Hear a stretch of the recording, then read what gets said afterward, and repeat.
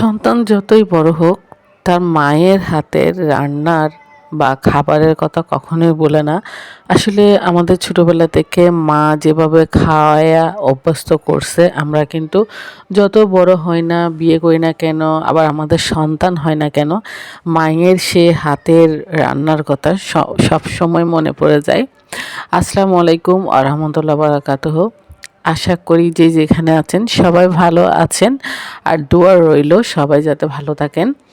তো ইলিশ মাছ আনার সাথে সাথে আমার হাজবেন্ডের ডিমান্ড ছিল তার মায়ের মতো করে খাবে, অর্থাৎ তার মা যেভাবে খাওয়াইতো রান্না করে, যে প্রসেসটা ফলো করে খাওয়াইতো ঠিক আমাকে সেভাবে করতে বলতেছে। কিন্তু আমি তো আমার শাশুড়িকে কখনোই দেখিনি।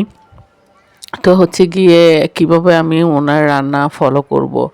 তো যাই হোক, ও মোটামুটি আমার হাজব্যান্ড বলে দিছে যে এই এরকম করলে এরকম এরকম একদম সাদাসিধাভাবে এভাবে করো।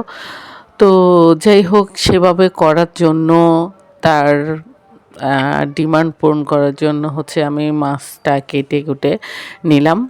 নিয়ে একেবারে ধুয়ে টুয়ে মাছটা হচ্ছে রান্না করার জন্য চলে আসলাম। তো হচ্ছে এখন হচ্ছে ইলিশ মাছ আর একসাথে হচ্ছে ডিম সহ নিয়ে নিলাম। তারপর হচ্ছে আর কি নর্মালি ও যেভাবে বলছে হচ্ছে হলুদ, মরিচ আর হচ্ছে পরিমাণ মতো লবণ তো দিয়ে হচ্ছে জাস্ট মাখিয়ে তেলের মধ্যে দিয়ে ফেলবো। আসলে তার ডিমান্ডটা কিন্তু খুব বেশিও না। আর তখনকার মানুষরা কিন্তু আমাদের শাশুড়ি মায়েরা বা আমার মায়েরা, তাদের কিন্তু রান্নাগুলো খুব সিম্পল ছিল কিন্তু খেতে অসাধারণ ছিল। আসলে তাদের তখনকার খাবারে তো এত ফরমালিন ছিল না, একদম সব কিছু টাটকা ছিল। তাই জন্য কিন্তু যে কোনো কিছু খুব সাদাসিধাভাবে রান্না করলেও কিন্তু খুব মজা হতো। আর এখনকার মতো এত আর্টিফিশিয়াল মশলা, এই মশলা সেই মশলা, একদম এত আজে বাজে মশলাও ছিল না।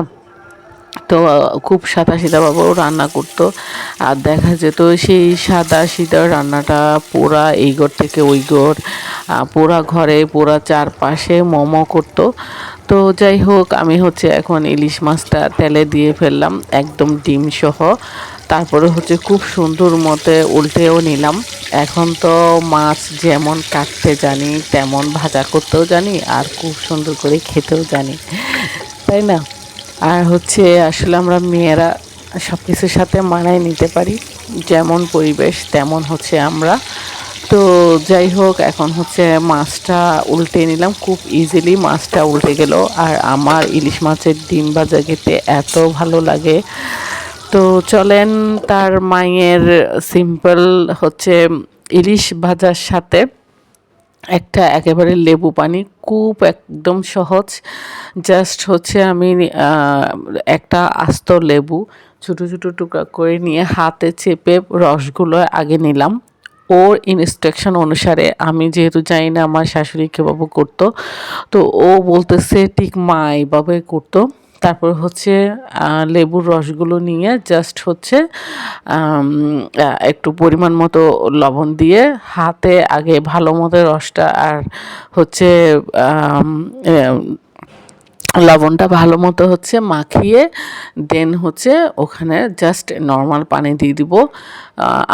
আমরা যতটুকু আমাদের ফ্যামিলির জন্য দরকার আর কি, অতটুকু পানি দিয়ে জাস্ট হচ্ছে গোলায় ফেলবো, জাস্ট হচ্ছে লেবু জল। তো এই লেবু জলটা দিয়ে ও হচ্ছে এইভাবে ঠিক ভাত খাবে। গরম ভাত নিয়ে নিল, সাথে লেবু জল আর হচ্ছে এই মাছ আর ডিম, একদম সিম্পল।